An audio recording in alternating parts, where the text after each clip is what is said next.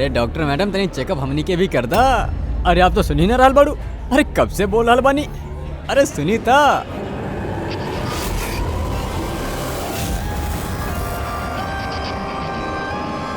वो कहा ना कुछ दिन से नींद नहीं क्या रहा।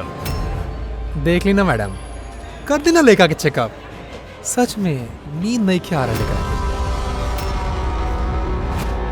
गुर करल बिया, गुर करल बिया। पार्टी के आदमी मानी हमनी, एक फोन कर देने ना सब डॉक्टर ही निकल जाए। ये गुंडागर्दी पार्टी के ऑफिस में ही करिया।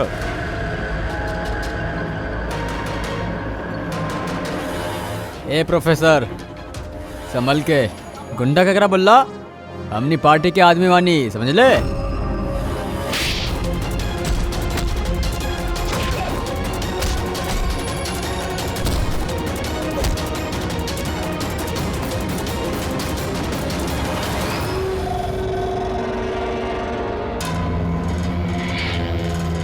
तो ठीक बाड़ू? हाँ सर, सर कॉलेज के ना रहे, बाहर के रहे। यहाँ गन्ना निकाल सके नहीं है खातिर। ठीक कर लो, केहू के पता ना चल के चाहिए। हीला got it, now do it fast.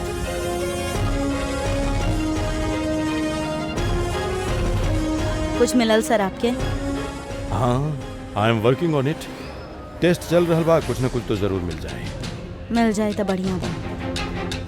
कई अजीबो गरीब चीज चल रहा बा यहाँ पे। पता तो चले पिछला 2 महीना में आखिर यहाँ पे चलत का रहा।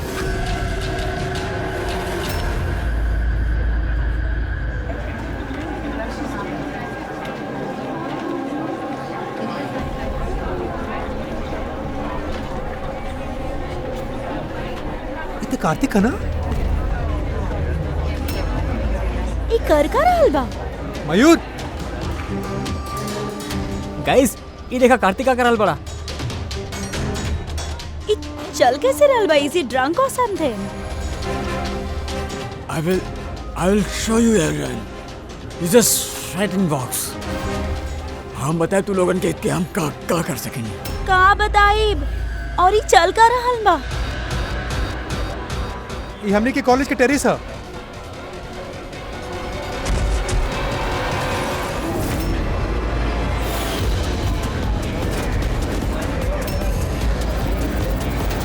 आर यू श्योर इंस्पेक्टर कि ये सब ड्रग्स के वजह से भइला? अब तक के इन्वेस्टिगेशन से ता यह लगा था कि कार्तिक ड्रग्स के नशा में कदम उठैलस। बाकी पोस्टमार्टम रिपोर्ट आने के बाद मालूम हो जाए। अभी जनरेशन के कोई समझावे भी तक कैसे है। इनकर तो हर बात ड्रग्स, अल्कोहल, स्मोकिंग पे आके रुक जाले। इनके खुद न पता कि ये लोग कर का रहल बड़े। और ये कार्तिक ये तो बहुत बड़ा बड़ा बात करत रहले। अपनी कॉलेज में ही बदलाव लाए, स्टूडेंट्स के ऐसे वेलफेयर करी हैं। I can't believe.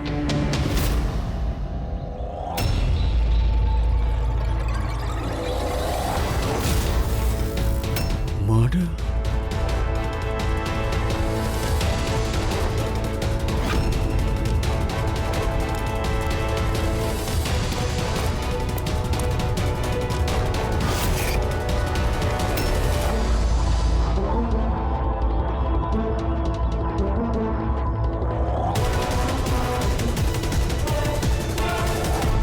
ना सर, केहू के देखनी था ना। हो सकेला केहू मजाक कैले होके। बाकी हम सोचनी आपके बता दिए। वैसे ही SGS बा का कहीं कार्तिक के मौत के जे जिम्मेदार बा ओकर इनिशियल तो नहीं के? सर आप कही तो हमने लोग कॉलेज जाके इन्वेस्टिगेट करी। कोनो फायदा नहीं के सर। वो काहे? कहे कि हम वहाँ एगो हवलदार के भेजले रहनी। बाकी वहाँ के कुछ बतावे खातिर तैयार ही नहीं थे। इस टॉपिक पे बात करे खातिर भी केहू तैयार नहीं थे। ना कॉलेज में, ना कॉलेज के बाहर, ना आसपास के दुकान में। अजीब बा, ऐसन काहे करिए वो लोग? पता नहीं थे। बाकी वो माहौल के देख के हमरा के एगो अजीब से डर महसूस है। मतलब कैसन डर? ऐसा लागत रहे कि लोग बहुत डराइल बाड़े, कुछ छिपावे चाहता रहे। हो सकेला यही से केहू छिप के तोहार कार के मिरर में ये सब लिख देले होके, जब केहू के ध्यान ना रहे। सर वैसे डायरेक्ट इन्वेस्टिगेट करके कुछ फायदा है न? किसी हाँ, फिर स्टूडेंट्स न कोनो पुलिस वाला से बात करेले, न कोनो अनजान लोगन से।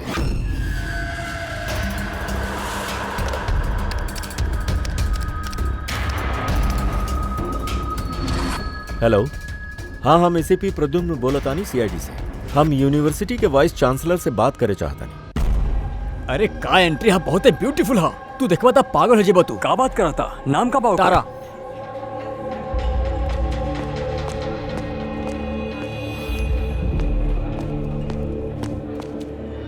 हाय, आप तारा बाड़ू ना? हाय। हाय मनीष। अब आई थिंक तू डीन के ऑफिस ढूंढ रहल बाड़ू। चलिए हम तुम्हारी मदद कर देता नहीं। ए उठा के लेके जाइबा का? चला हम आपके शॉर्टकट से पहुंचावत हैं। तुम लोग टूरिस्ट गाइड कब से बन गए ले? Hi, myself Vikas, student union leader.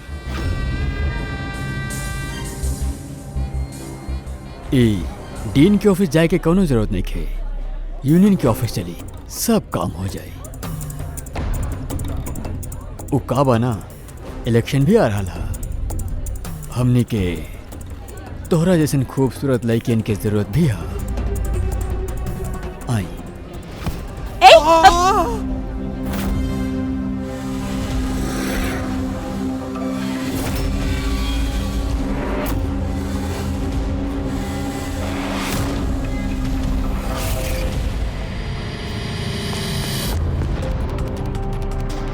इली तू ठीक पड़ा? Thank you. हमके पता बा कि हमके कहाँ जाए के बा। Excuse me.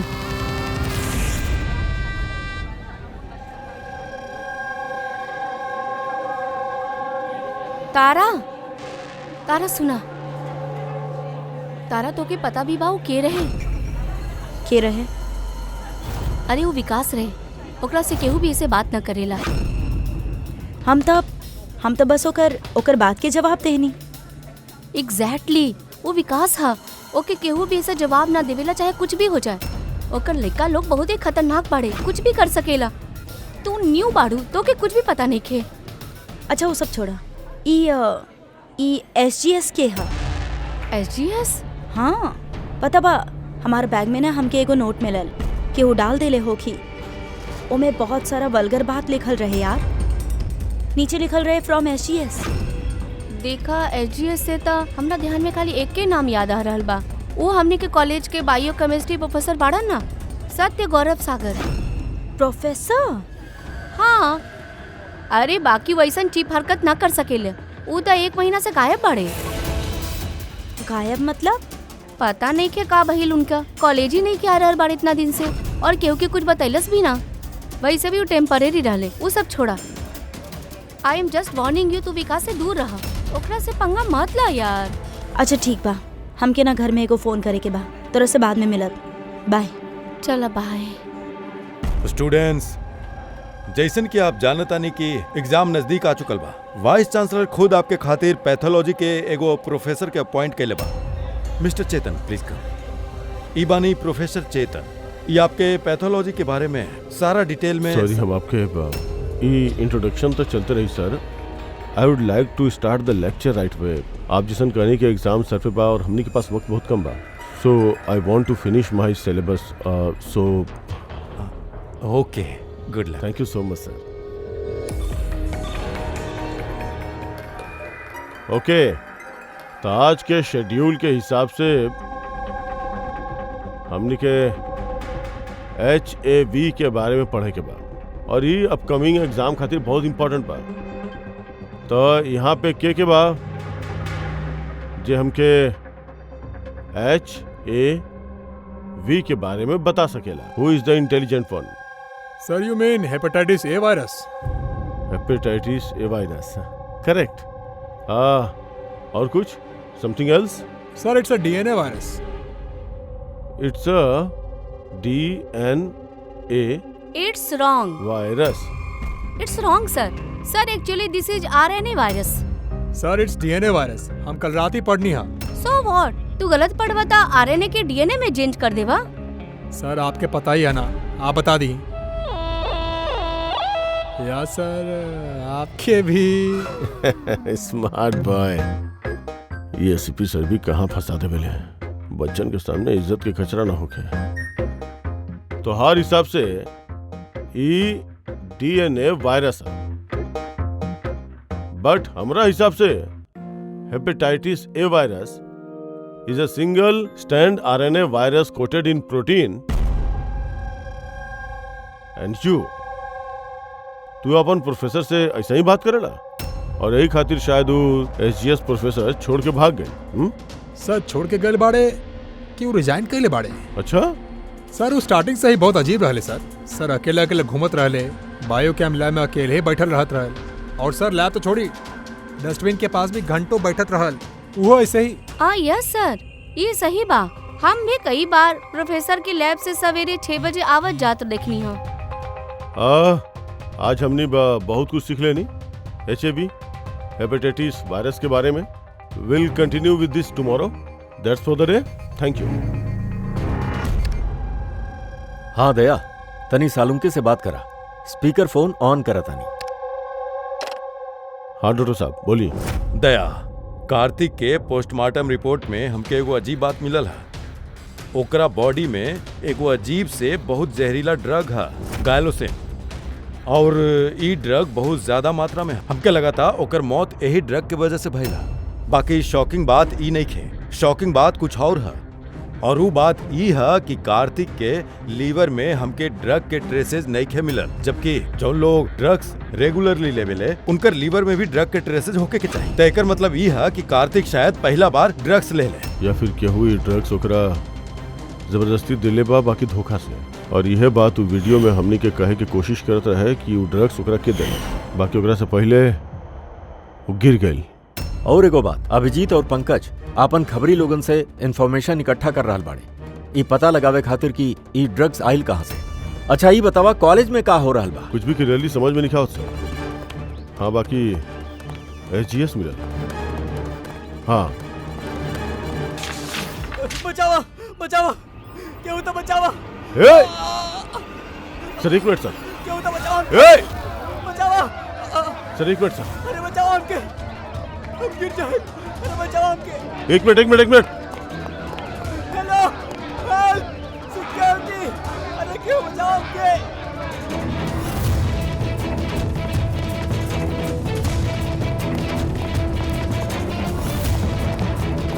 ये शायद हमनी के कॉलेज के स्टूडेंट था यार, क्यों तो बचाओ एकरा के।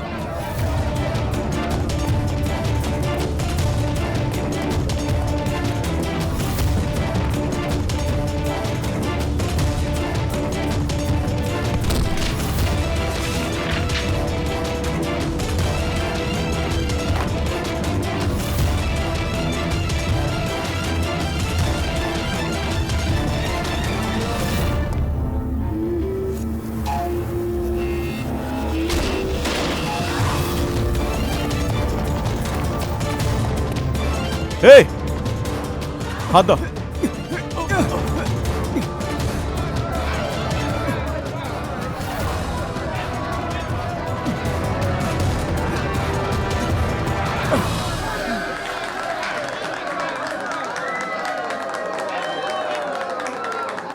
Thank you so much sir, thank you so मच। संभाल के जा।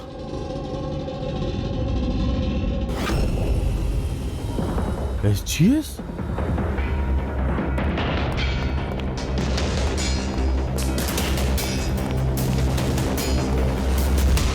स्टूडेंट जनरल सेक्रेटरी SGS, ये सब का क्या और भी SGS बा? सर स्टूडेंट इलेक्शन खातिर विकास लगैले है, वो स्टूडेंट की यूनियन लीडर बा। Student selection? ये कार्तिका ये भी स्टूडेंट लीडर है ना? गुड आफ्टरनून सर। हाय तारा। हाय। एक्चुअली हम सुनली कि यहाँ कौन एक्सीडेंट भइल, पल भर खातिर हम डरा गए कि कहीं तोरा तक कुछ ना भइल। Thank God you are safe. Actually हम ना तोरा के ठीक से थैंक्स भी ना बोल पाईनी, हमके बचावे खातिर। यही खातिर हम थैंक यू।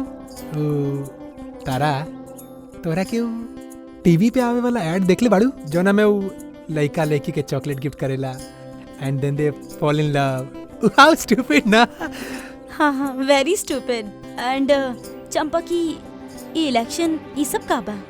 इलेक्शन? हाँ ड्रामा है दुनिया भर के, जो खत्म ही नहीं के हो रहा। वी थॉट लास्ट मंथ ही सब खत्म हो जाए, बाकी जोन जीतल रहे उहे कार्तिक, हाँ यू नो, हाँ कार्तिक, हाँ उहे हरैले रहल पिछला महीना विकास के। ओ बड़ा बड़ा प्रॉमिस कैले रहलू, विकास सब गंदा काम बंद कर रहा। वैसे तो विकास के सामने केहू इलेक्शन खातिर खड़ा ही नहीं क्यों उतरल।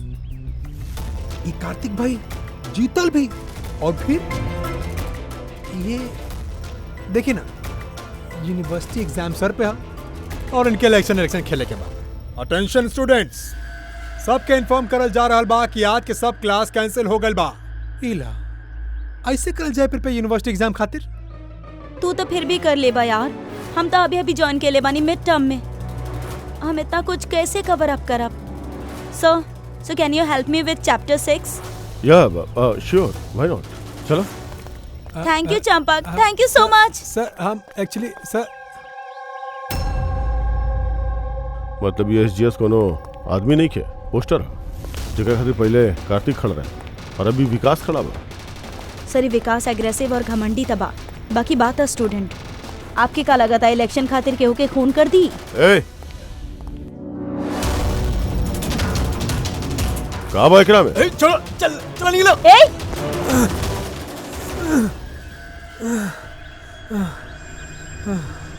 भाग गईलू, चलो उड़ जा। तू ठीक बाड़ा? तू बाड़ा के और उ लोग के रहले? गुंडा रहले, विकास भजले रहल। विकास?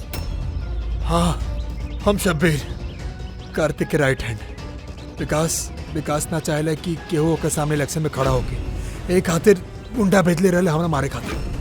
तू जानत रहला कार्तिक के? जानत रहनी, हमार भाई जैसे रहल। विकास डेरा चुकल बा, ओकरा के डर बा कि जौन कार्तिक ना कर पहले उ हम ना कर दी, एही खातिर हमके उ रास्ता से हटावे चाहत रहे। बाकी हम ऐसा ना होके देब। विकास के तो हम देख ले अब इलेक्शन में। अच्छा, थैंक यू सो मच। हाँ, कोनो बात नहीं, हमके बचावे खातिर थैंक यू। टेक केयर, संभाल के। पूर्वी लगता तो हर सवाल के जवाब मिल गई कि विकास इलेक्शन जीते खातिर खून भी कर सकेला। इतना सारा लोग झूठ तरह बोलिए, अब ओकर खिलाफ एविडेंस इकट्ठा कर शुरू कर देवे के चाहिए। हाँ सर, कार्तिक के मारे के वजह तो रहल ओकरा पास, बाकी एविडेंस कैसे इकट्ठा कइल जाए? अटेंडेंस रजिस्टर वो चेक कल जाए। आई एम श्योर जब कार्तिक के खून भइल, ये विकास अब क्लास अटेंड ना करता रहे। अगर ये बात सही तो फिर ओकरा बाद तो हर काम शुरू हो जाए। क्लास के बाकी बच्चन के बता के उनकरा से पूछा कि क्यों कुछ देखले हो गया। काम तनी मुश्किल बा, बाकी करे के तो पड़ी। नो प्रॉब्लम सर। पर सबसे पहले हमनी के वो ड्रग डीलर के पता करे के पड़ी जोनी जेरोसिन ड्रग बेचेला। वही से पता चले कि विकास चाहे ओकर आदमी ड्रग्स खरीदे आए रहले का साहब, आपन इन्फॉर्मेशन आज तक वो गलत निकलल का? वो कॉलेज के आसपास के एरिया में एक आदमी माल सप्लाई करेला, जॉनी। सर ई रहल जॉनी के घर। ए जॉनी, जॉनी देखा तोरा से मिले क्या आयल है? ए जॉनी, जॉनी, ए जॉनी। सर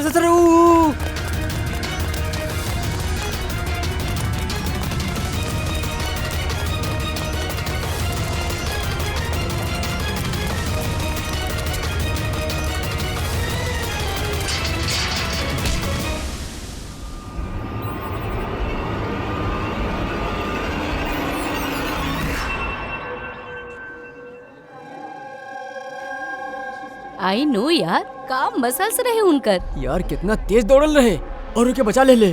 हम तो भैया सोच भी ना सके नहीं।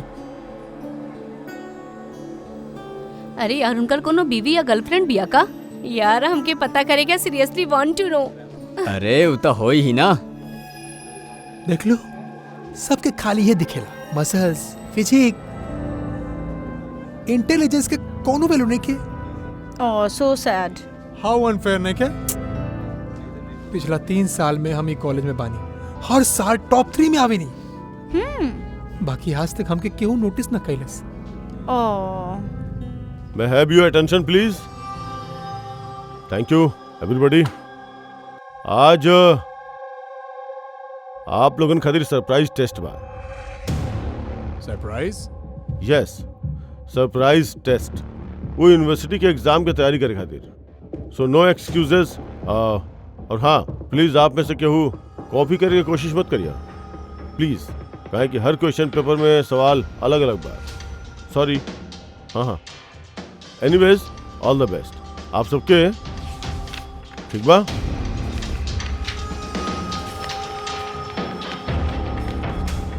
हमनी के शक गलत रहे। विकास वो दिन क्लास में ही रहल अपन दोस्त के साथ। हम रजिस्टर भी चेक कैनी और स्टूडेंट से भी कंफर्म कैनी। Excuse me sir. Yeah sir, can I go to washroom please? Yeah sure. Thank you.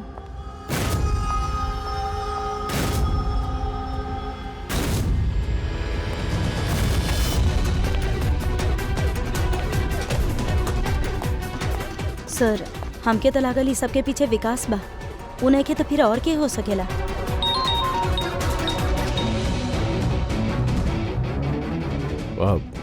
Abhijit तू ड्रग डीलर के पकड़ ले बा। एक मिनट।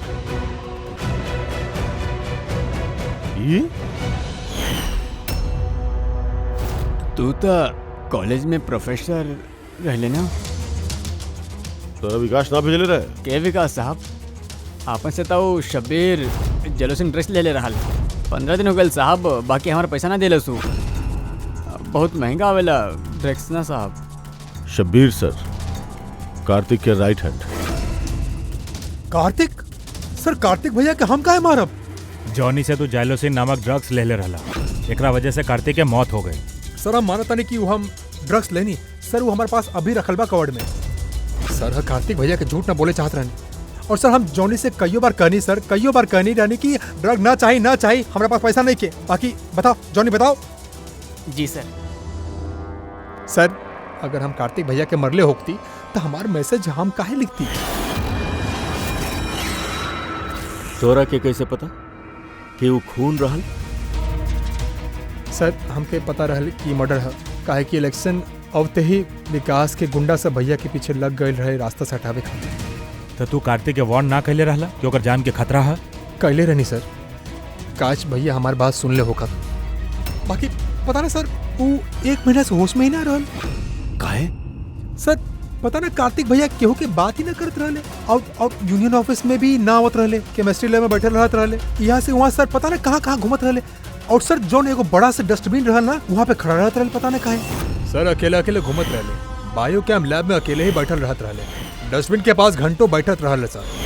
ये सारा हरकत तो इसने वजह से प्रोफेसर एसजीए करत रहले गायब होखला से पहले।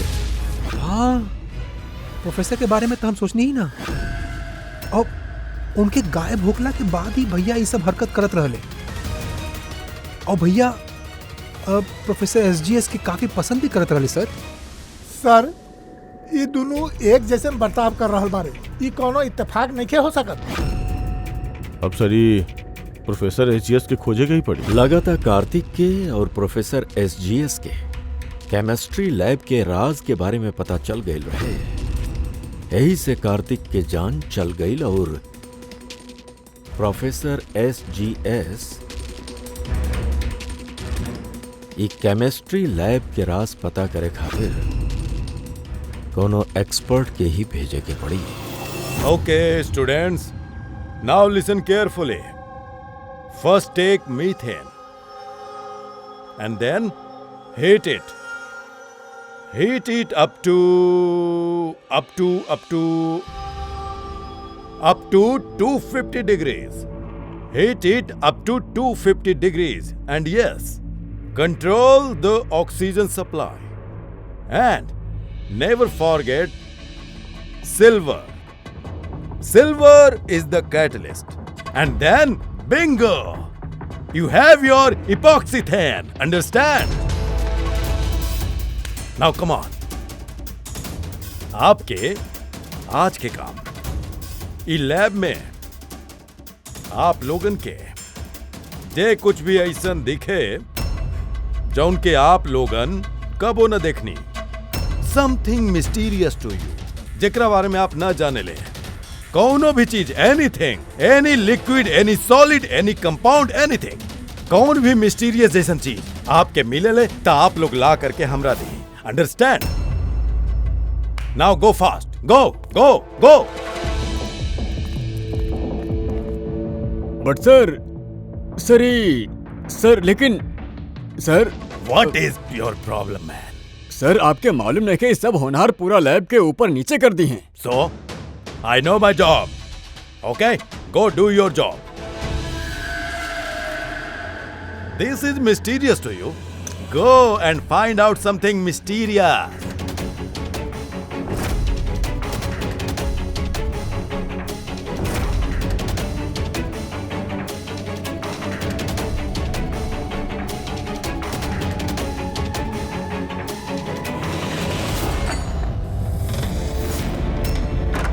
हाँ सर, हम शब्बीर के रूम में पहुंच गए बानी।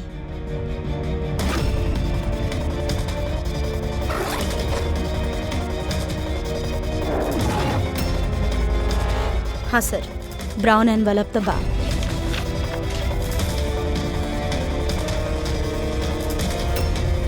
सर तो खाली बा। एग्जैक्टली सर, या तो ये ड्रग्स के वो चुरा ले बा, चाहे तो वो झूठ बोला था। देखा भाई, कुछ भी करा तोरा के आवे के ही पड़ी। ना यार, तू यार हम अकेला पार्टी में क्या करब यार, तू ही बतावा। और देखो सुना, शब्बीर भी नहीं खे भाई यहाँ पे, पता ना कहाँ गायब बा कल से। चुपचाप आवा। अबे एग्जाम बा तो हो जाए ना यार, क्या फालतू के बकवास कराता रहा यार। हम करवा दे सब जुगाड़, तू टेंशन ना ला। और जल्दी आवा यार, हमरा के लेट हो रहा बा। चलो। अबे चुप। अबे तू कब से एग्जाम खातिर स्टडी करे लागल? अबे लकी लॉकेट बना अपना पास, टेंशन ना ला, सब कुछ साफ हो जाए। अच्छा फोन रखा, हम बाद में बात करब, ठीक है?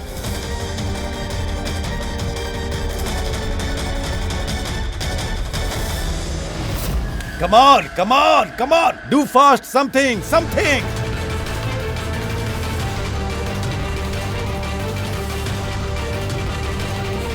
सर हमके लगा था हम ऐसे पहले ना देखनी है। Never seen this before. Okay.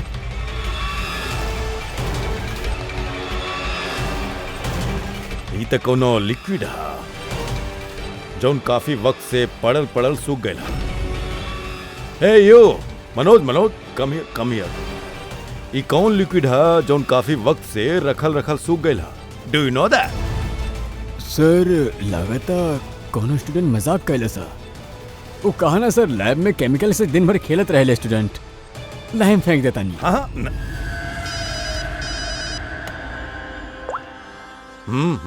Hello Salunke, professor हमनी के मिल गई बाड़े रेलवे ट्रैक के पास एगो स्लम में। उनके हमनी ब्यूरो ले आइल बानी, तू जल्दी से आ जा।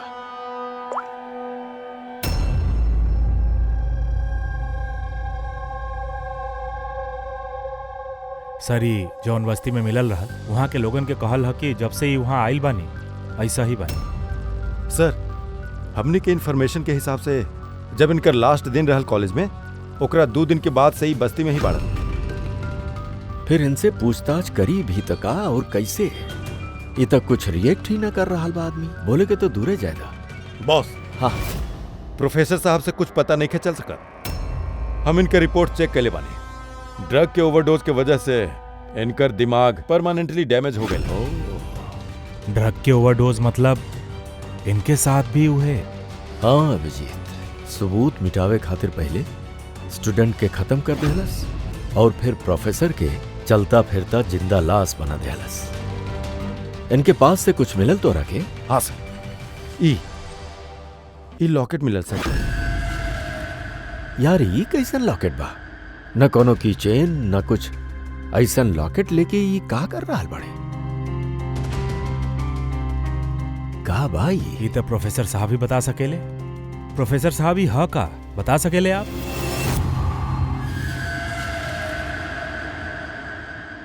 ई देखी, ई का है?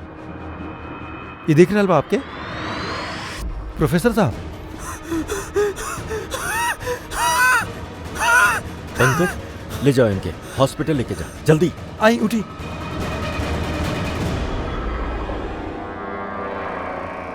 बॉस, हमके वापस कॉलेज जाके होके एगो ब्लू चीज मिलल रहे हमके लगा था वो ब्लू चीज से ही हमनी के सवाल के जवाब मिले। ओकरे पे टेस्ट करेंगे।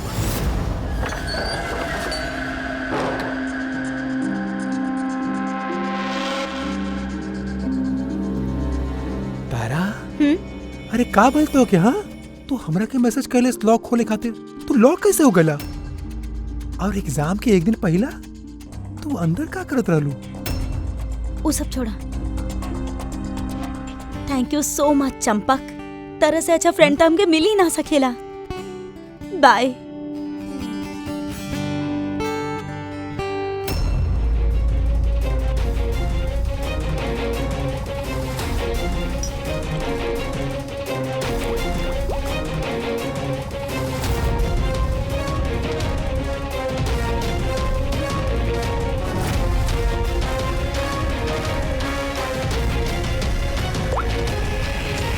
दया,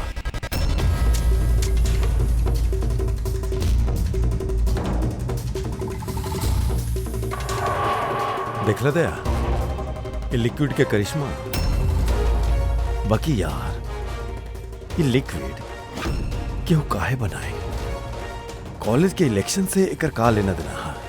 एक मिनट सर, अगर हमार शक सही निकलल तो ये चीज कॉलेज के इलेक्शन से बहुत बड़ बा। डॉक्टर साहब, हमने कभी कभी पूर्वी के लेके ब्यूरो वापस चले के चाहिए। काहे? हम आपके रास्ता में बताओ तनी। चलिए सर, आज कॉलेज के दिन बतौले कि एग्जाम के समय उनकरा का तैयारी करे के पड़ेला, ये पूरा प्रोसेस का होखेला, और एग्जाम के कुछ क्वेश्चंस पेपर के बारे में बात के लिए सर। यूनिवर्सिटी एग्जाम पेपर में जो क्वेश्चन पेपर बा सर, वो एक रात पहले कॉलेज में लावल जाला एगो सील एनवेलप में। मतलब अगर एग्जाम कल बा तो आज रात क्वेश्चन पेपर कॉलेज में आ जाला।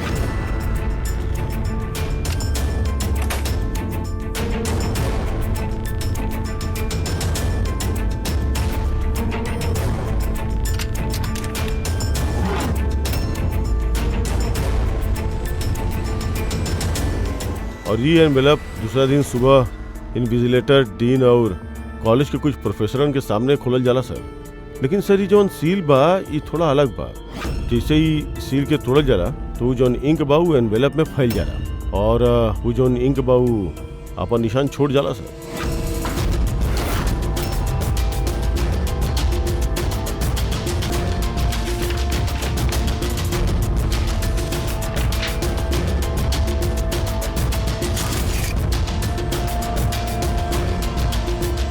यानी सर, अगर केहू एनवेलप के खोल के सील पैक करे के कोशिश कैला तो वो एनवेलप में फैलल इंक से पता चल जाए कि वो एनवेलप के साथ छेड़छाड़ के लिए बा। लेकिन बॉस, अगर वो आदमी ई कंपाउंड यानी ई लिक्विड के इस्तेमाल कैलस तो वो इंक के निशान मिटा सकेला। ओके करे के हो कि खाली कि लिक्विड के कुछ बूंद वो इंक पे गिरा दिए और इंक एकदम गायब हो जाइए, और ऐसा लगी जैसे एनवेलप का वो खुलल ही नहीं किया।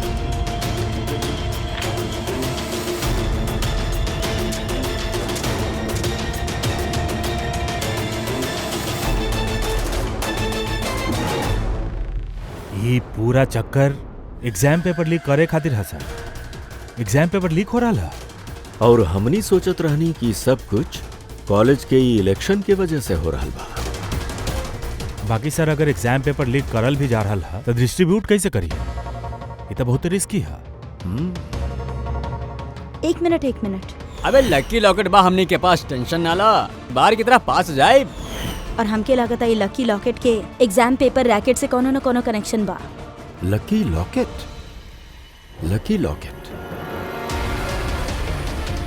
ई प्रोफेसर एसजीएस के पास भी तो हमनी के लकी लॉकेट मिलल रहे। कहीं यह लॉकेट के बारे में तो नहीं के बोलत रहलू मनीष? बाकी लकी का है, ये लकी लॉकेट का है।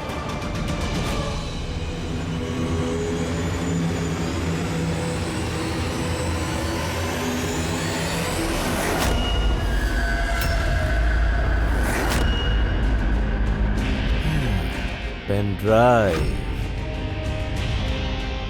यही में राज बा ई लकी लॉकेट के।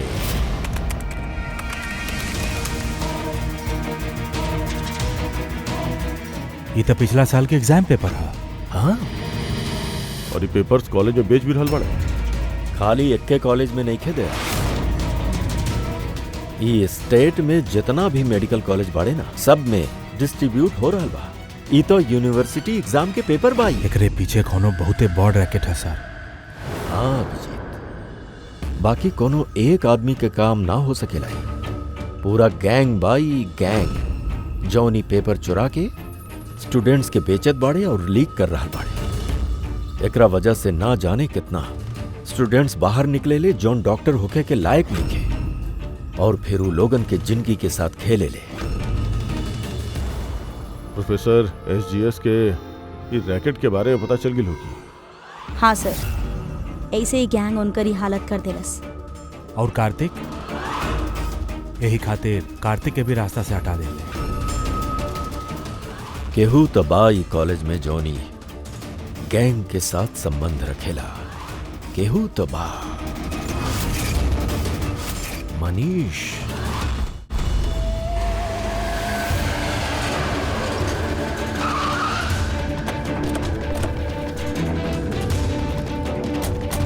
अरे सुना, मनीष के देखले बड़ा का? केहू मनीष के देखले बा यहाँ पे? सर सर सर मनीष वहाँ बैठल बा, चलिए हम आपके लेके चलता नहीं सर। तारा तारा तारा, तू पुलिस ऑफिसर बाड़ू? हाँ चंपक। मतलब तू हमसे झूठ कहलस? I am sorry Champak. बाकी सर हम सच कहता नहीं, हमके कुछ नहीं मालूम सर। ये बकवास बंद करा, हमने खुद सुन ले बानी तोरा के। लकी लॉकेट के बारे में बात करा, समझला? लकी लॉकेट? अबे लकी लॉकेट बा हमने के पास, टेंशन ना ला, हर बार की तरह पास हो जाए। अब याद आइल और के मिलल बाई में? सर हमने के सोशल मीडिया पे एगो मैसेज आवेला और उमे पेपर के प्राइस लिखल होखेला और उमे इहो लिखल होखेला कि जेके पेपर चाहिए जाके पकड़ से निकाल के उमे पैसा डाल दा और ले ला। और फिर अगला सवेरे पेपर वाला दिन हमने के एगो चिप मिले ले जौन पेन ड्राइव के जैसन होखेले, जौना के हमने लकी लॉकेट बोले। अच्छा, तो कब वो पता करे के कोशिश ना कैलस कहाँ से आवेला, कौन ला के देला? सर हम स्टूडेंट बानी सर, हम क्या पता करब सर, हमके तो पेपर से मतलब होखेला और ये कहाँ से आ रहा काहे आ रहा हमके कुछ ना फर्क पड़ेला। सर आई स्वेयर हम कसम खा रहल बानी सर, हमके एकदम नहीं मालूम। आप ही सब आदित्य राय सोनी केहू से भी पूछ सकेले, केहू की कुछ नहीं मालूम हो। कौनो बात ना, वो बायो केमिस्ट्री लैब के टेक्नीशियन है, ओकरा तो पता होगी ओकर लैब में इतना बड़ा गड़बड़ी हो रहल बा और ओकरा के ना मालूम होके ये तो नहीं हो सका। What are you serious? Like हमने के कॉलेज में क्रिमिनल बाड़े? रियली? हाँ चंपक। और वो लोग प्रोफेसर एसजीएस और कार्तिक दोनों के डर देले? लैब टेक्नीशियन यहाँ से गायब बा। सर वो लैब टेक्नीशियन कल रात से ही गायब है सर। तू देख ले रहा ओकरा के? हाँ मतलब एगो ब्लैक कलर की गाड़ी आयल और उनमें बैठ के चल गई। गाड़ी के नंबर दिखला तू? नहीं के सर। थैंक्स। Thank you. टाइम बर्बाद ना करे क्या, जल्दी डालाई में। ए, पुलिस के हाथ कुछ ना लगे के चाहे, समझ में आई? चेक करा कुछ बचल तो नहीं के। तो कहाँ रहा अब तक? अपन लैब टेक्नीशियन शंकर, ओके रात के हम फांसी लगा देनी, वो पीछे जाके संभालो करा के। अभी जगह हम लोगों की जल्दी खाली करे की हो, चलो जल्दी जा। ये डाला ही में जल्दी करा। बहुत सी लैपटॉप।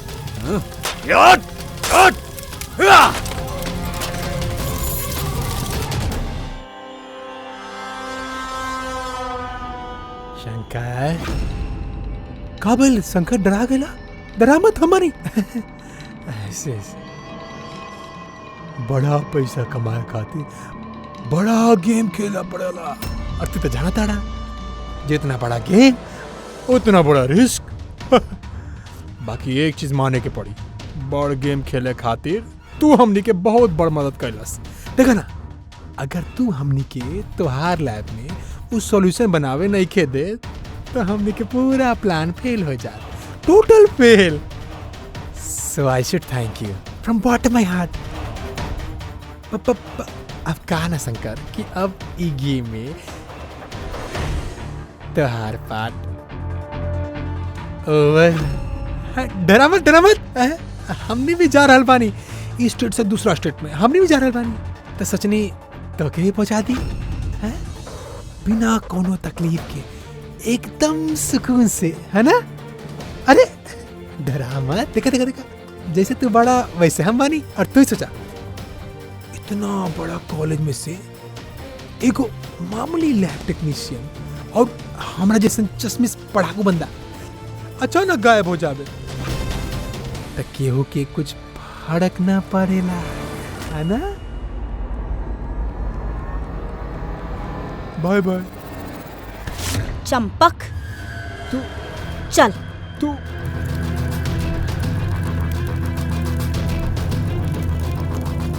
तू तू यहाँ कैसे? बिन बुलावल मेहमान ही समझ ला। जहां पे मुजरिम वहां पे सीआईडी होखेले ही। हम तरह से कले रहनी ना चंपक, तरह से अच्छा फ्रेंड हो ही ना सकेला। तू ही तो हमार हेल्प कैला। हम तरह से खाली इतना कले रहनी कि एग्जाम पेपर लीक हो गइल बा, प्रोफेसर SGS के ड्रग दिहल गइल हा। ई त हम तरह से कहनी ही ना, तरह कैसे पता चलल? उना प्रोफेसर SGS और कार्तिक के ड्रग्स दिले बाड़े। तहरा हमरा पे वही दिन से शक हो गइल रहे ना, जब तू हमरा कमरा से बाहर निकल ले रहला। और ओकरे बाद ही चंपक तोहरा पे नजर रखे शुरू कर दिलस। चंपा अपना आपके बहुत चालाक, बहुत होशियार समझेला। एग्जाम में जोन रटा रटावल जवाब लिखे ना फटाफट, बस बिल्कुल वैसने अब हमनी के सवाल के जवाब देवे के पड़ी तोरा के। जौन पैसा खातिर तू एग्जाम पेपर्स के बेचे वाला रैकेट चलावेला, कितना कॉलेज में बेचले बड़ा पेपर? 9 कॉलेज। हाँ 9 कॉलेज। और कैसे करेला? साहब हम अपन लइकन की भेज के कॉलेज से पेपर चोरी करावत रहनी, और साहब ओकरे बाद पेन ड्राइव में दूसर कॉलेज में बेच देत रहनी। मतलब तोहारू लकी लॉकेट? हाँ, जॉन प्रोफेसर SGS के हाथ लग गए और ऊ और कार्तिक अपन जान पे खेल के तोहार स्कैम के भंडा फोड़ देले। तोहार ऊ लकी लॉकेट तोरा खातिर अनलकी बन गए। अब जेल के सलाखन के पीछे बैठ के सड़िया तू लोग, कानून तोरा के कड़ा से कड़ा सजा दे।